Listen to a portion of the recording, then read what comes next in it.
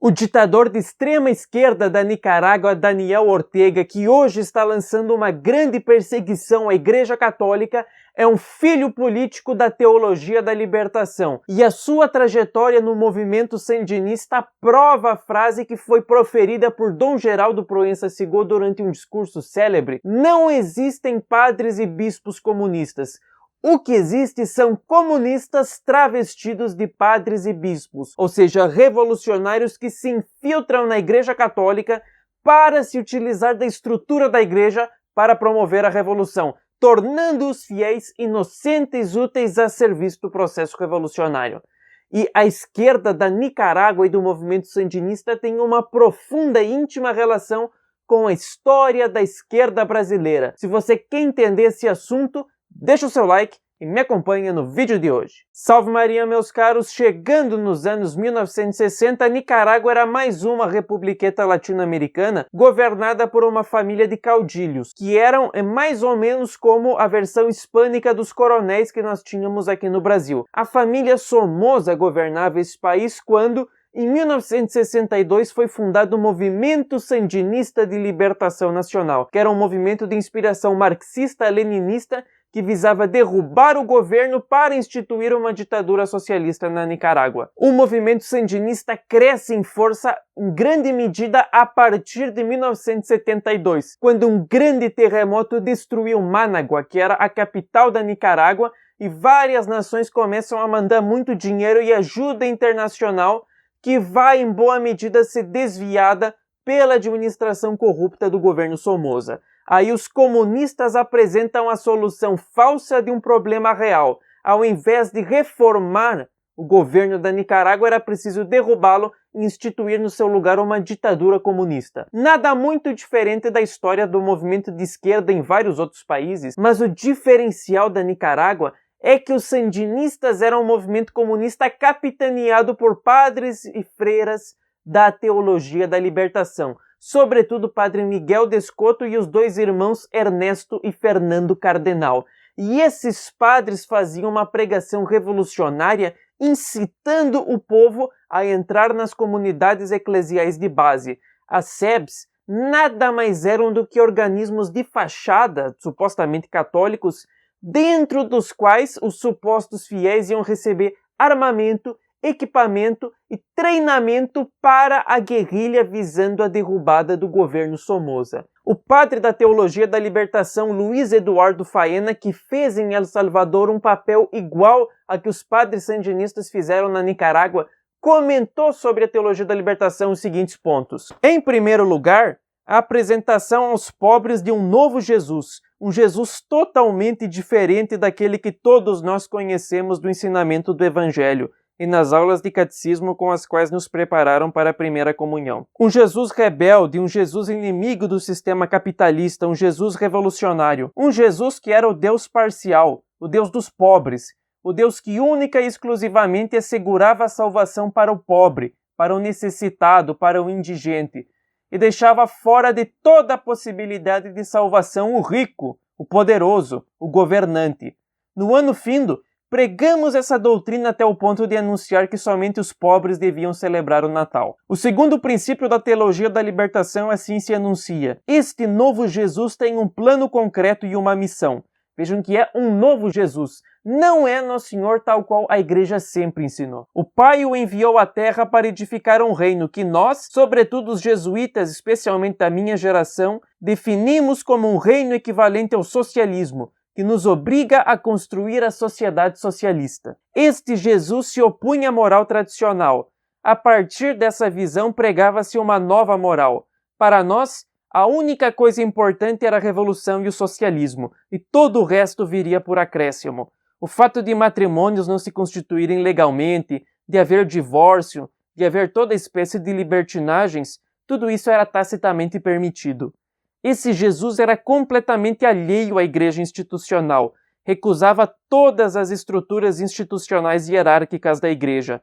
Para chegar à tomada do poder através de um movimento revolucionário, não é necessária uma igreja hierarquizada, mas uma nova igreja, a igreja da base, a igreja do povo. Em 2022, no Vaticano do Papa Francisco, nós diríamos uma igreja sinodal. Estes padres e agitadores comunistas fizeram com que o movimento sandinista crescesse, arregimentando supostos fiéis e transformando eles em militantes e guerrilheiros comunistas nas comunidades eclesiais de base.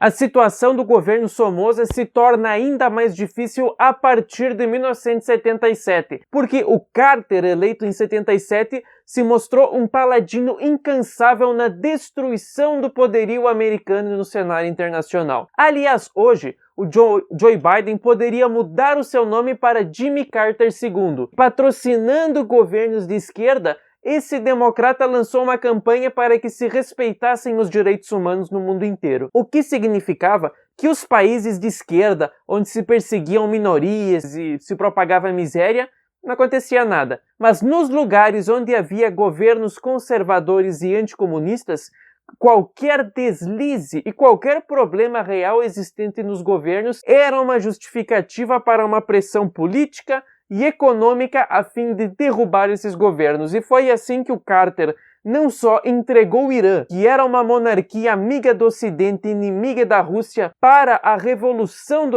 Ayatollah Khomeini, que foi um dos grandes propulsores desse renovô do fanatismo maometano. O Carter também ajudou a derrubar governos anticomunistas no Haiti, nas Filipinas e na Nicarágua, isolando Somoza quando ele precisava de apoio para combater a guerrilha.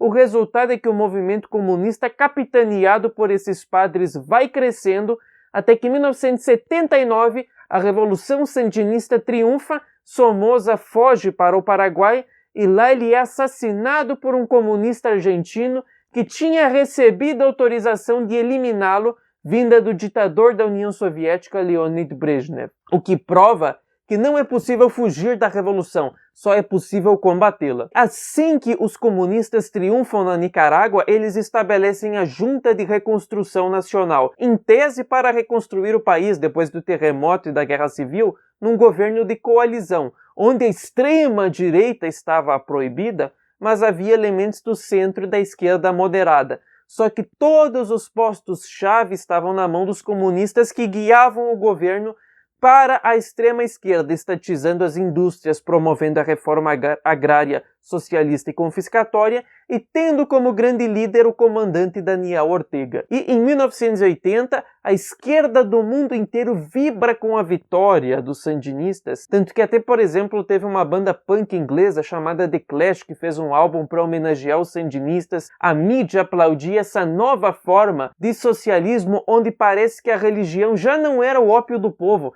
mas era um instrumento de libertação.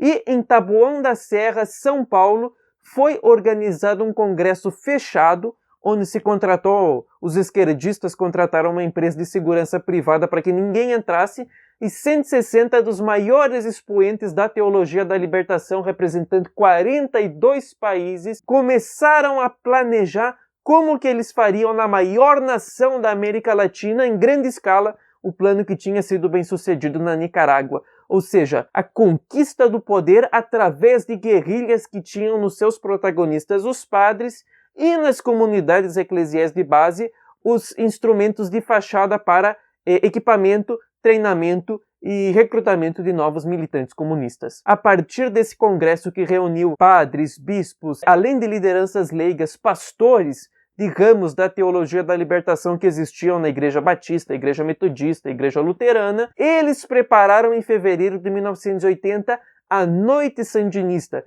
que foi um conjunto de 5 noites realizadas no Teatro da Pontifícia Universidade Católica de São Paulo, a PUC, que tiveram como presidente honorário Dom Paulo Evaristo Arnes, arcebispo de São Paulo, o homem que ajudou a destruir as manifestações de piedade tradicional na Diocese de São Paulo, implementar a Revolução Litúrgica do Vaticano II. Você tinha lá o Frei Leonardo Boff, você tinha o Frei Beto, você tinha Dom Pedro Casaldáliga, além do Daniel Ortega e dos principais padres, Padre Descoto, que guiavam o movimento sandinista e ensinavam para as outras esquerdas como que eles deviam fazer nos seus países, sobretudo no Brasil, para se utilizar do movimento comunista travestido de catolicismo para tomar o poder por meio da luta armada. Essas reuniões foram gravadas por uma pessoa ali descaracterizada que acabou depois divulgando o material e os discursos feitos na Noite Sandinista que então vieram ao grande público. E foi gravado, inclusive, quando os sandinistas entregaram o uniforme de guerrilheiro e terrorista para o bispo do Araguaia, Dom Pedro Casaldáliga, que juntamente com Dom Tomás Balduino foi um dos grandes precursores e pais do movimento indigenista, que hoje na igreja enxerga o índio como o índio pagão, como o modelo que deve nos evangelizar e que nós devemos imitar para ter uma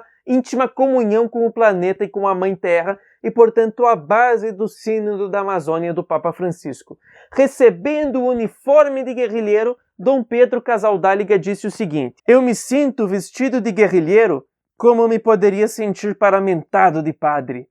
E assegurou, em aplausos, que ia tratar de agradecer esse sacramento de libertação que acabava de receber com feitos e, se for preciso, com o sangue. A Noite Sandinista trouxe um tal furor para a esquerda e uma tal esperança de vitória por meio da guerrilha católica, entre aspas católica, em toda a América Latina, que o presidente da Noite Sandinista, o cardeal Dom Paulo Evaristo Arnes, disse que aquilo era apenas o começo. E a partir de março de 1980 começa uma série de greves no ABC Paulista feitas pelo Sindicato dos Metalúrgicos, e aí um personagem secundário entra em cena, que é o líder sindical Luiz Inácio Lula da Silva, que promovia a agitação e as greves operárias, fazendo um trabalho de ação nas ruas. Mas nos bastidores, quem dirigia a ação de Lula era o Frei Beto, em nome da esquerda, entre aspas, católica.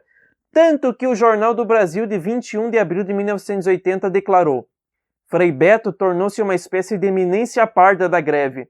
Amigo pessoal e homem de confiança de Lula, passou a morar com o líder operário em sua casa no Jardim Assunção, em São Bernardo do Campo. E segundo um militante sindical, é ele quem empurra Lula para frente na hora em que os pessimistas vêm com seus conselhos negativos e suas lamentações."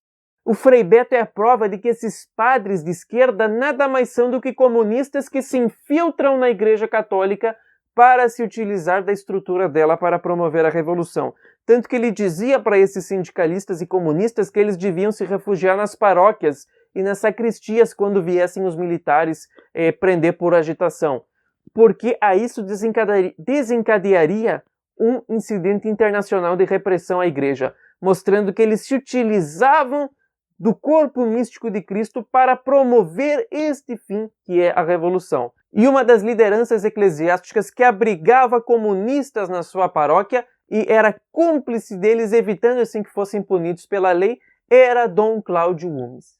Agora, por que as SEBs e mesmo essas greves não atingiram seus objetivos no Brasil? Não é de se negligenciar a ação da TFP com o livro e a grande campanha sobre as SEBs, esclarecendo que elas eram fachadas para organizações de guerrilha comunista, e a ação junto aos operários, esclarecendo quais eram os verdadeiros objetivos que a esquerda católica não contava para eles, ajudando então a esvaziar esse movimento. Enquanto isso, o governo socialista de Ortega continuou no poder, semeando a miséria da Nicarágua, até 1990, quando, no contexto de dissolução da União Soviética, ele perdeu eleições para Violeta Chamorro, que começou uma guerra política para libertar a Nicarágua da sua herança socialista. Acontece que Ortega não desistiu e continuou disputando até vencer as eleições em 2006. E aqui nós vemos que quando um socialista tem o poder, perde e retorna, ele retorna muito mais fanático e radical do que antes. Porque desde então Ortega começou a intensificar todo o seu governo no sentido de implementar o socialismo e garantir a sua manutenção na presidência. Tanto que lá o mandato de presidente é de 7 anos e não poderia haver uma reeleição. Mas o Ortega passou por cima disso e de 2006 até hoje vem se perpetuando no poder em eleições repletas de acusações de fraudes, onde todos aqueles que apresentam condições de vencer as eleições acabam presos, supostamente ou por corrupção ou por conspirar contra a pátria, como nesse momento Cristina Chamorro, filha da Violeta Chamorro, que era considerada a grande oponente que poderia vencer Ortega, está presa há mais de um ano. Num país desses, da América Latina, é de se imaginar que o primeiro Papa latino-americano da história, chegando ao pontificado, começasse a lançar condenações e esclarecer os fiéis sobre a verdadeira natureza da teologia da libertação e da esquerda católica. Entretanto, as primeiras ações do Papa Francisco não tem nada a ver com condenar o regime da Nicarágua, mas em reabilitar os padres ministros socialistas de Ortega que tinham sido suspensos de ordens no Vaticano nos anos 80. Proibidos de rezar a missa e celebrar os sacramentos por serem ministros do governo da Nicarágua, foram reabilitados em 2014 pelo Papa Francisco, os padres Fernando Cardenal, ministro da Educação desse regime socialista, e o padre Miguel Descoto, que era ministro das Relações Exteriores. Em 2019 foi reabilitado o padre comunista Ernesto Cardenal, que era ministro da Cultura de Ortega, sem que nenhum deles manifestasse arrependimento por colaborarem e propagarem um regime anticristão, mas sob alegações humanitárias de que eles estavam muito velhinhos e tinham saudade de rezar a missa. Assim, os perseguidores dos católicos eram premiados pelo Papa Francisco, que se mostrava não misericordioso, mas cúmplice, uma vez de que esses ímpios não manifestavam nenhum arrependimento pelos seus crimes passados. A ditadura de Ortega intensificou as suas perseguições a todos os setores da Igreja Católica que não fossem mancomunados com a teologia da libertação, sem que isso fizesse com que o Papa Francisco levantasse qualquer forma de oposição a esse regime anticristão. E a partir de 2018, quando tem protestos contra o governo na Nicarágua, a perseguição aumenta, congregações de freiras são expulsas do país, padres começam a ser presos arbitrariamente, Dom Rolando Álvares, um dos bispos da Nicarágua, é preso pelo governo e o Papa Francisco permaneceu sem se pronunciar, num silêncio vergonhoso que lembra o silêncio e as declarações ambíguas e completamente vazias do Papa Francisco em relação aos protestos contra o governo comunista em Cuba, em relação aos sofrimentos do povo no regime socialista da Venezuela. O Papa Francisco simplesmente lança uma declaração que é quase pior do que o seu próprio silêncio. Ele disse: "Acompanho de perto com preocupação e dor a situação criada na Nicarágua, que envolve pessoas e instituições." O que é uma forma de Francisco falar sobre o assunto sem dizer nada. E ele complementa: Francisco expressou sua convicção e esperança de que por meio de um diálogo aberto e sincero, ainda possam ser encontradas as bases para uma convivência respeitosa e pacífica. Como pode haver uma convivência respeitosa e pacífica num governo que prende arbitrariamente pessoas, prende padres e expulsa freiras por crimes genéricos de conspiração contra o governo? Ele chegou a dizer, o Ortega, que os bispos católicos promovem seitas satânicas na Nicarágua. Como que pode haver diálogo com um regime anticristão de um velho socialista que procura fazer o mal até o último instante da sua vida? Não existe esquerda católica. A teologia da libertação é uma heresia e uma falsificação da nossa religião, feita por comunistas que se infiltraram no corpo místico de Cristo para sacrilegamente utilizar-se da estrutura da igreja para promover a revolução. Por isso, quando a esquerda católica, quando a CNBB querem levar os católicos para uma posição da esquerda, eles precisam ser denunciados como os lobos travestidos de pastores que são, em sua esmagadora maioria, infelizmente falando. E que a triste história recente da Nicarágua nos lembre de que quando um presidente de esquerda perde o poder e retorna depois de anos, ele se mostra muito mais radical e muito mais anticristão do que foi no início da sua vida. Deus abençoe e salve Maria Imaculada.